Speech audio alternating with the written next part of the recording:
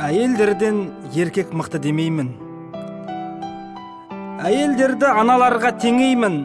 Ал мен бүгін әйелдерге жар болған еркектерге өлең жазып көрейін.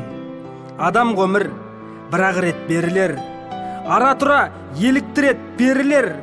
Еркек түйге байлап ұстай алмайсың, еркек деген түз тағысы серлер.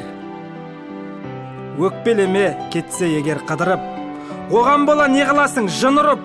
Ошағына оралады қайтадан, бойындағы азабынан тыйылып. Еркек деген Құдай қосқан жарың ғой, еркек деген байлығыңда барың ғой.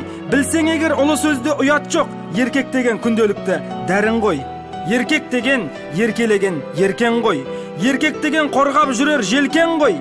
Еркек деген жаурағанда қарағым, еркек деген жамылатын көрпен ғой. Бас ауырса беріп тұр аздап арағын, әкесі ғой ол сен туған баланың. Ақша тап деп күндіз түні жұмсама, еркек саған ешек емес қарағым. Еркек деген бағалаңдар бақыт құсыңды, бағаламай талай әйел ұшырды. Оттың өзі жылытқанмен сыртыңды, еркектей боп жылыта алмайды ішіңді. Жамандықты еркектерден көреміз, айқайлаймыз, ұрысамыз, сөгеміз. 30 жылдан осырақшалы артық деп бұрын талай айтушы еді әжеміз. Жақсы әйел жөнге салады тентекті, жаман әйел жер қылады еркекті.